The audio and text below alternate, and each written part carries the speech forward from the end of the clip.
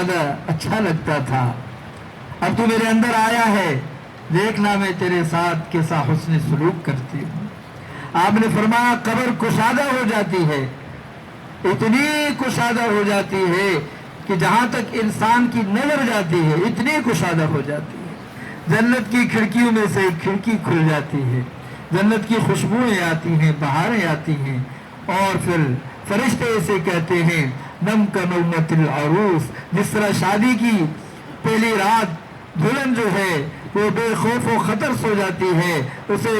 کوئی فکر نہیں ہوتا، اسے یہی فکر ہوتا ہے کہ اب سوتی ہوں صبح میرا شوہر ہی مجھے اٹھائے گا۔ اب تو بھی ایسے ہی دلہن کی طرح قبر میں سو جا، بس قیامت کے دن اللہ ہی تجھے اپنی قدرت سے اٹھائیں گے۔ اور فرمایا جب گناہگار، بدکردار، نافرمان جب قبر میں جاتا ہے تو قبر کہتی ہے لا اہلن ولا مرحبا، تیرے لیے کوئی خوشخبری نہیں، کوئی خوش آمدید نہیں۔ میرے اوپر جتنے لوگ چلتے تھے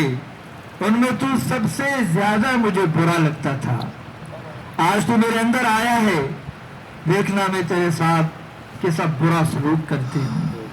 فرمایا قبر آپس میں مل جاتی ہے اور پسلیوں کی ہڈیاں بھی آپس میں مل جاتی ہیں، اس کے اوپر عذاب مسلط ہو جاتا ہے اور وہ قیامت تک عذاب میں مبتلا رہتا ہے۔ اور پھر فرمایا کہ یہ قبر یہ قیامت صغریٰ ہے، من مات فقد قامت لہ القیامہ، جو آدمی مر جاتا ہے اس کی قیامت شروع ہو جاتی ہے، قیامت میں حساب کتاب ہوگا، قبر میں بھی حساب کتاب ہوتا ہے، سوال و جواب ہوتا ہے۔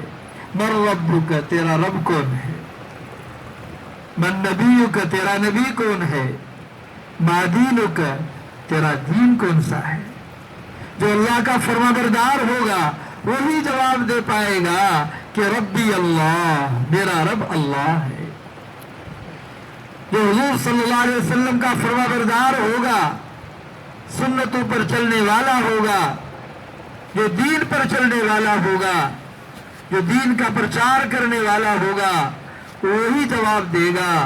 نبی محمد الرسول اللہ، میرا نبی محمد الرسول اللہ صلی اللہ علیہ وسلم ہے۔ جو دیندار ہوگا وہی جواب دے پائے گا، دین پر چلنے والا، دین کو آگے رکھنے والا، ہر کام میں، خوشی میں، غمی میں، کاروبار میں، تجارت میں، زراعت میں، حکومت میں،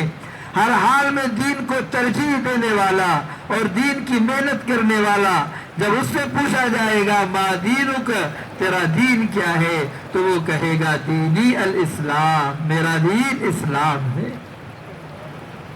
فرمایا کہ ان القبر اول منزل من منازل الاخرہ، قبر آخرت کی منزلوں میں سے سب سے پہلی منزل ہے، اور بہت ساری منزلیں ہیں، پہلی منزل آخرت کی قبر ہے، اور پھر دوسری منزل میدان حشر ہے، وہاں بھی سوال ہوگا، زمین انسان کے پاؤں کو پکڑ لے گی، پوچھا جائے گا تجھے جوانی دی تھی کس طرح گزار کے آیا، تجھے زندگی دی تھی کس طرح گزار کے آیا ہے، خاص طور پر جوانی کا نام لے کر پوچھا جائے گا تجھے جوانی دی تھی، جوانی کو کس طرح گزار کے آیا، فرمانبرداری میں یا نافرمانی میں، دینداری میں گزار کے آیا یا بے دینی میں۔ اور پوچھا جائے گا مال کیسے کمایا، کیسے خرچ کیا، اور یہ بھی پوچھا جائے گا، سوال کیا جائے گا کہ تجھے جو علم دیا تھا اس پر تو نے کتنا عمل کیا۔ پھر اگلا مرحلہ پل صراط کا ہے،